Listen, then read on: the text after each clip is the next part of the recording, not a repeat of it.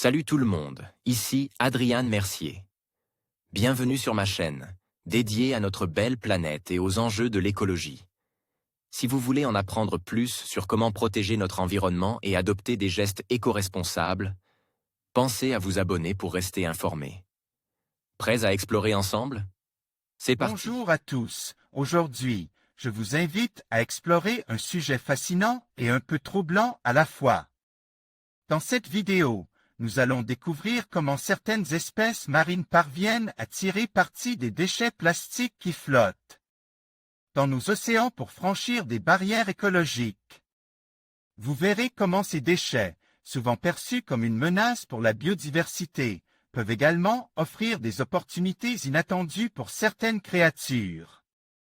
Restez avec moi pour plonger dans ce phénomène surprenant et comprendre les implications pour notre environnement.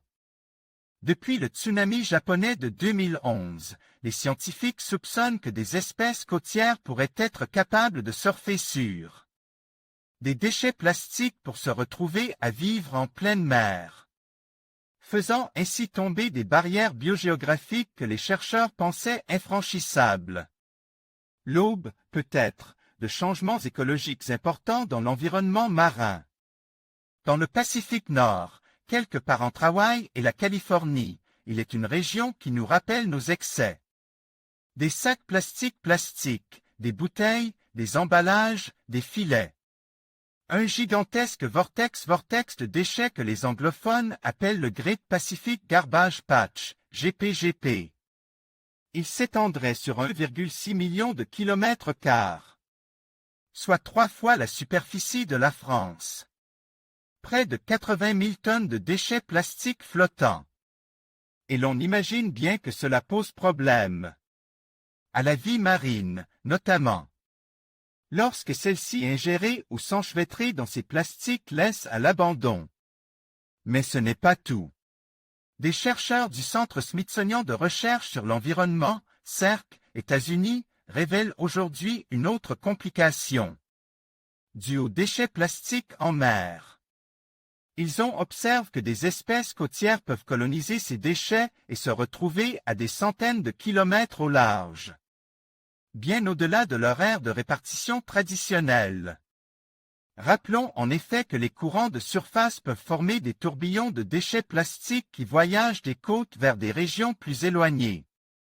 Là, ces déchets se retrouvent pièges dans des courants en rotation.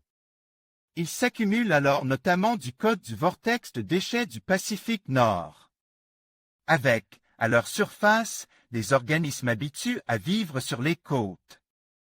Les scientifiques parlent de communautés néoplagiques, et ils soupçonnaient leur existence depuis qu'ils avaient découvert près de 300 espèces ayant traversé le Pacifique sur les débris du tsunami japonais de 2011. Les chercheurs du Centre Smithsonian de recherche sur l'environnement, CERC, États-Unis, travaillé à partir d'échantillons de déchets plastiques récoltés du côté du vortex de déchets du Pacifique Nord par l'Ocean Voyage Institute. Ocean Voyage Institute 2020 gire expédition un nouveau risque pour les espèces de haute mer. Cette fois, les chercheurs ont analysé des échantillons des quelques 103 tonnes de plastique et autres déchets collectés en 2020 par l'Ocean Voyage Institute. L'organisation se donne pour objectif de récupérer ces déchets en voyageant jusqu'au GPGP à bord de voiliers. Les chercheurs trouvent, sur ces déchets plastiques, de nombreuses espèces côtières. Des anémones, des hydroides, leurs cousins éloignés, et des amphipodes, ces puces des mers qui ressemblent à des crevettes.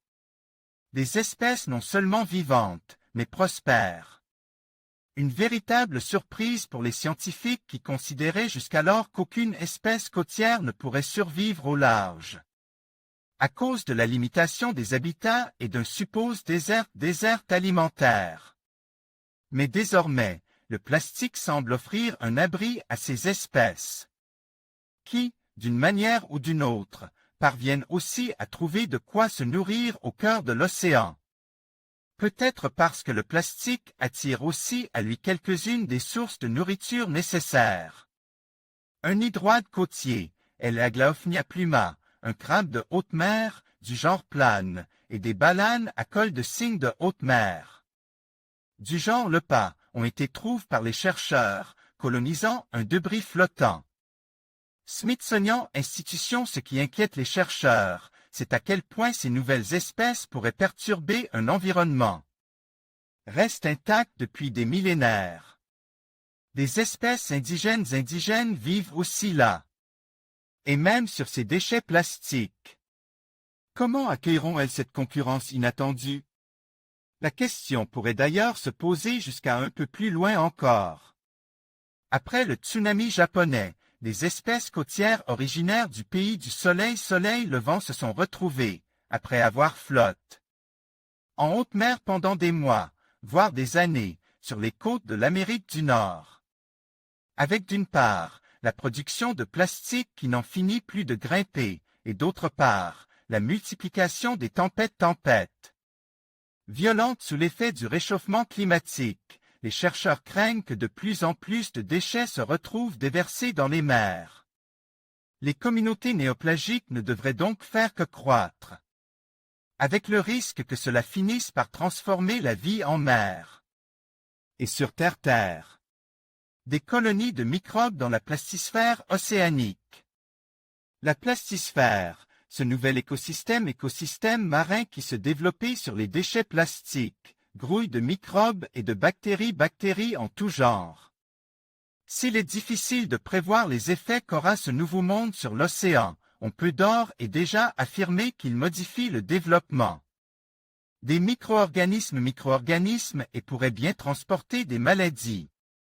Article de Delphine Bossy paru le 2 juillet 2013. Ce macrodéchet de plastique a été découvert dans la zone d'accumulation et de l'océan Pacifique, durant l'expédition 7e continent, le mois dernier.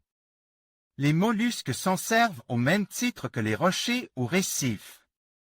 Ces déchets de plastique sont aujourd'hui de véritables nouveaux récifs, nés de microbes en tout genre, tels que le choléra. Soisic lardeux, OSL. Les débris marins les plus abondants sont les déchets plastiques.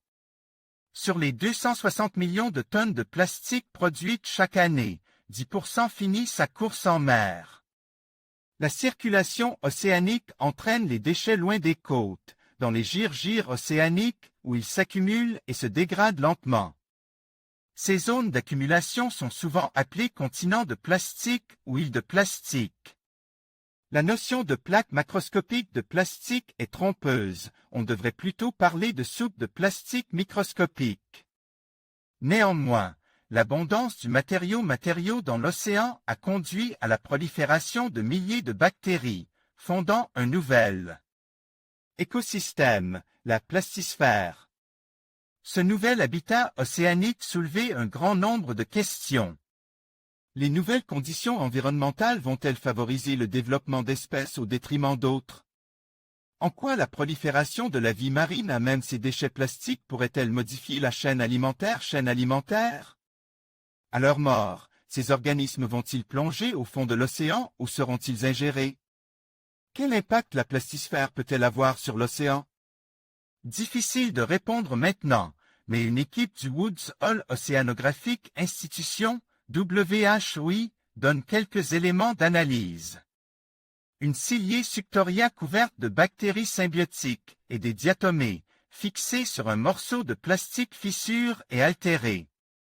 Eric Zetley, Éducation Association. L'équipe a étudié des débris plastiques récoltés en différents points du gir de l'Atlantique Nord, à partir de filets au maillage microscopique. La plupart des débris récupérés ne dépassaient pas le millimètre, mais abritaient une riche vie microbienne. Les résultats de l'analyse, publiés dans la revue environnementale Sciences en Technologie, font état de plus d'1 millier d'espèces différentes développées sur un seul microdéchet de plastique. Le plastique au temps du choléra. Sur un bout de plastique d'à peine la taille d'une épingle, les chercheurs on trouve des organismes autotrophes, phytoplancton, et bactéries, des animaux et bactéries qui s'en nourrissaient et des prédateurs plus gros encore. Ils ont par ailleurs identifié de véritables relations symbiotiques entre certains de ces organismes. La plastisphère peut être vue comme un nouveau récif microbien. Étudiée à partir de microscopie électronique à balayage et de techniques de séquençage des gènes, les bactéries montrent un développement différent de celles qui grandissent sur des récifs naturels.